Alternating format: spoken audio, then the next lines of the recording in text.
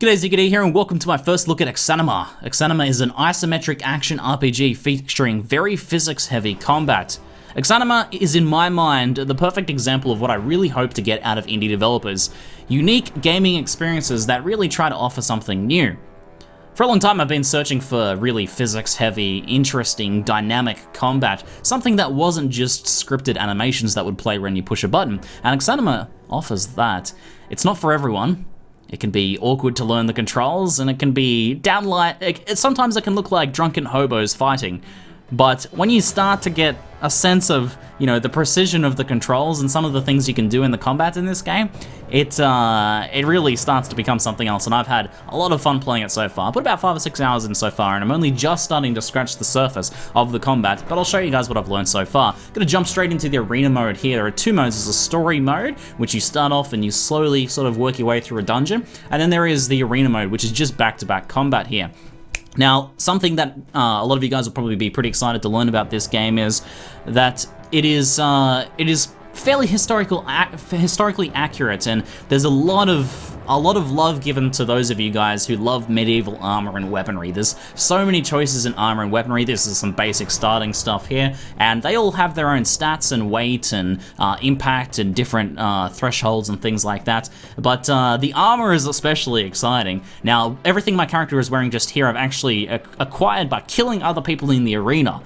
And there's tons and tons of layers, which is a really exciting sort of little extra thing you don't see enough of either. There's most of the time gear's, you know, just a few core pieces in most RPGs, especially in most MMOs and things like that. Simplified beyond all belief. But in reality, you know, medieval armor was many different layers of things, and there's such a great variety of things to explore, and this game starts to hint on that. I can show you here. I can actually take off some of my layers that I have here, and you can see all of the stuff my character's actually wearing. So let's take a look here. Here's my basic undershirt, you know, basic starting shirt. It has some mild slashing resistance.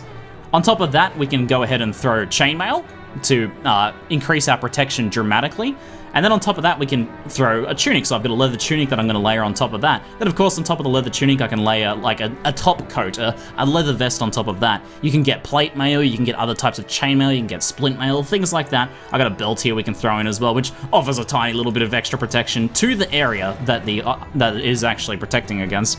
Now, on top of that, of course, you know, different pants, boots, gloves. I've got van braces and gloves. Heaps of different armor that you can collect. And in the story mode, you work your way through this dungeon, slowly collecting all this gear, and it's really satisfying when you find a new pair of gloves or when you find another layer that you can layer on to protect your character. And also, armor helps protect against permanent damage. There's 2 types of damage. There's temporary damage, which kind of wins your character and potentially knocks them out. And then there's permanent damage, which armor does a good job of protecting against. So I'm going to jump into the combat here, and I'll show you guys sort of like the basics of combat. This is going to start straight away, so I'll get straight into it. So it is extremely, extremely physics heavy. The way you aim your mouse is important. In order to parry an enemy's attack, I'm going to have to intercept his attack with my mouse cursor, so I'm aiming where his swing is coming from. So if he's swinging over his right shoulder, then I'm going to try and intercept that like that. And then when you actually swing your weapon, where you aim your mouse, how you move your mouse, your character's position, how your character is moving, all affect the velocity of your swing, how much damage is dealt, even whether you do things like knock over your character. So positioning, character movement, mouse movement, the way you swing, where you swing, how you swing, all of this makes a big difference. So let me try and get it. Oh, big slash on the face there. So I took a step in, got around his attack, and managed to use the length of my sword to slash at his face there. This guy is obviously not very well armored, so with a couple of good attacks, we should potentially be able to take him out. I only know the very basics of combat, guys. There's so much stuff you can do. You can duck, you can weave, you can use all of your momentum in different ways. In addition to parries, there's things like feints. I can pretend to go for a swing, causing him to block, following up by a real swing. You can clinch. Moving into your enemy will essentially clinch you. You can use your weight against them. Your character's physique and weight and height makes a difference in combat. So there's heaps and heaps of depth potentially here. So when you start learning to block, parry, and counter-attack blows and use your character's momentum against the enemy, it starts getting really, really satisfying. Now, it is awkward to learn. It is tough to learn the controls to this game, and I've already had some people say that they gave it a go, ended up quitting out of frustration. So it's definitely not going to be for everyone. But let's do a couple matches here, and I'll see what I can show you in terms of the combat. This guy's not too hard. He's not too aggressive. We can use our weight to sort of bully him around. I'm wearing pretty heavy armor, so we're pretty hefty here. We can kind of use our weight to bully him. Hopefully we can avoid taking any hits. If we do take a hit, he shouldn't do too much damage. The spikes on his baton, though, have a chance of piercing through our ring mail and that, so we could take some permanent damage. There's a danger to it there. I'm trying to bully him around with my weight here, trying to find an opening. It's sort of not really any damage dealt there. Drag the flat of my blade against him. We can throw him off here, and then we get a nice swing. Excellent. I threw him off balance, exposing his midsection. His weapon was knocked out of the way, and I was able to, even just like a slight slash, that wasn't a very powerful attack, just a slight slash was able to finish him off. So in the arena mode here, after you finish someone off, you can actually search their body, steal their clothes, take their weapon. There's extra weapons on the wall. There's a whole bunch of, you can kind of change things out. So having already proceeded further in the arena than this guy, I don't need any of his gear. But we'll move forwards into the next fight here. So this guy has a pole weapon, so his danger point is at the end of his weapon, like the physical components of his weapon you need to pay attention to. If you're using a shorter weapon, like say you're going shield and one-hander, getting in closer will put you out, inside where he can't actually hit you, essentially. I managed to rake the back of his head there, throwing off balance, but didn't really do too much damage. See if we can push him there. I'll try and go for a backswing.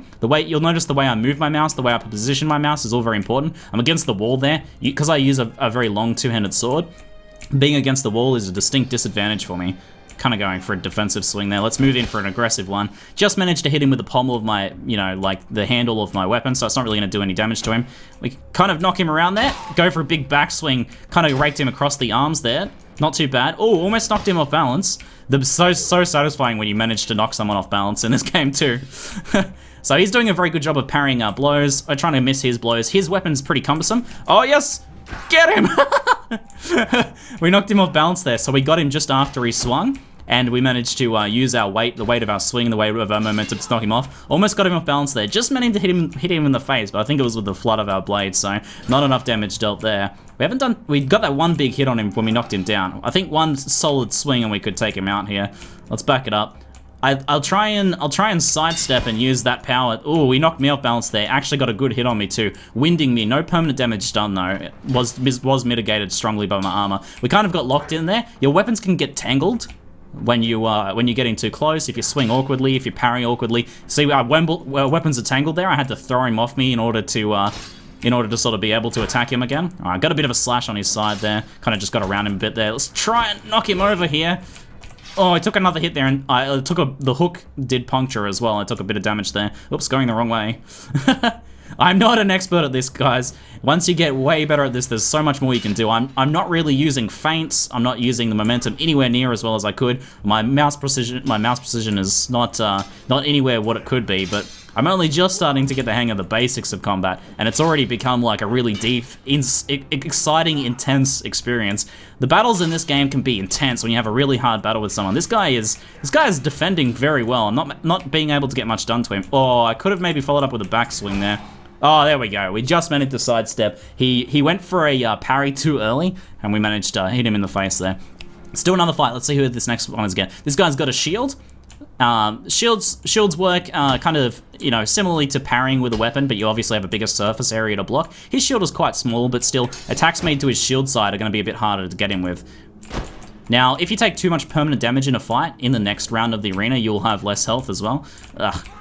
Kind of managed to block there. Didn't really get any damage onto him there. Let's see if we can get a backswing. No, we did take a bit of damage there. All right, I'm going to parry this.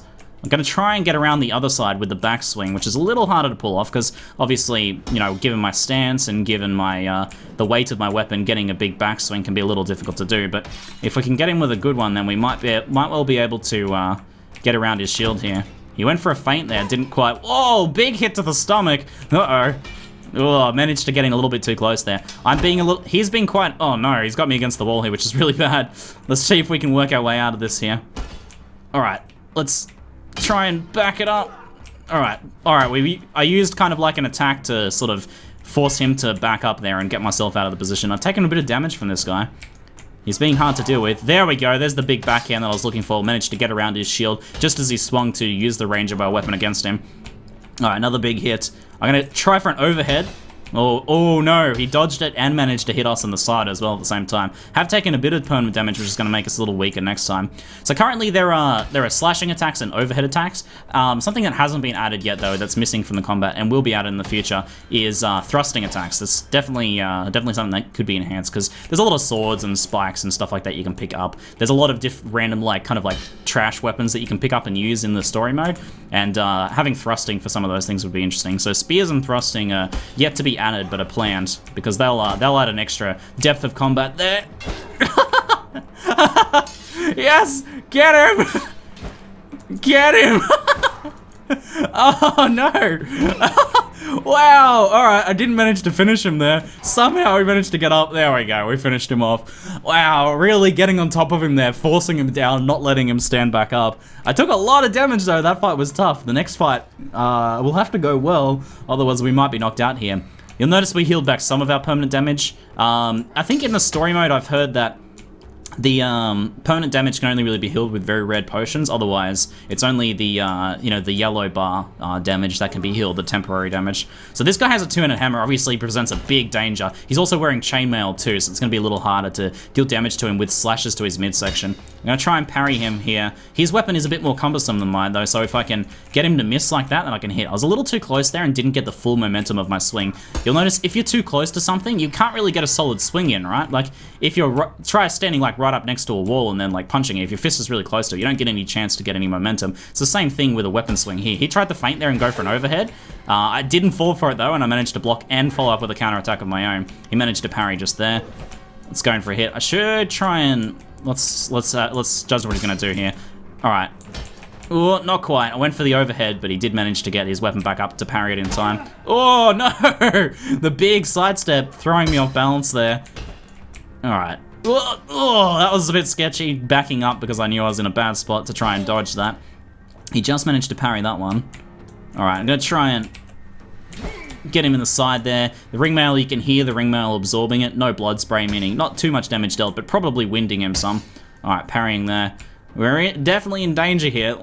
Oh, trying to bully him around a bit, force him off. I tend to close in a bit more than I should. It works in my favor sometimes when I manage to knock them down or knock them off balance, but oh, that was a huge hit!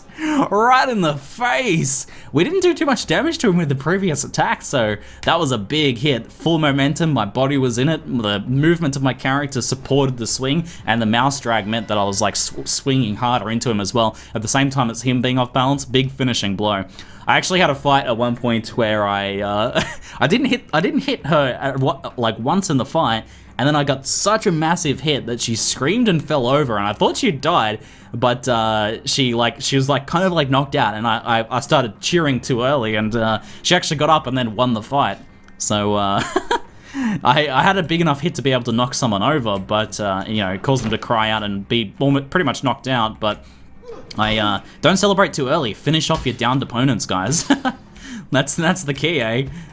Alright, so she's got another shield here, so I'm going to try with the backswings if I can. The hatchet is can be a little nasty. She's got an advantage in close range, so I might want to try and use my range against her. Knocking her off balance a little bit there. Try and follow up with another hit, see if we can keep the momentum going, but not quite. Ugh. A bit awkward to parry the hatchet. The hatchet's a little difficult to deal with. Hatchet can be especially difficult to deal with if you're using a shield too, when they can get around your shield with it. Oh no, he took a big hit there. I'm going to try and... struggling to get the backhand swings. There we go. Oh, there's a big one. I took a hit too, though. We both managed to hit each other at the same time. Oh, my weapon kind of got locked up in a hatchet there a bit, which is a bit awkward. I think dealing a little bit of damage there, kind of raking her head a little bit. All right. I think we're getting some solid hits in here. Just kind of knocking her on the head with the flat of the blade. She might well be parrying it, but maybe still taking some damage. A bit hard to tell sometimes. Oh, that could have been good if she had advanced right then. I sort of went for a defensive swing. I need to get out of this position. Uh-oh.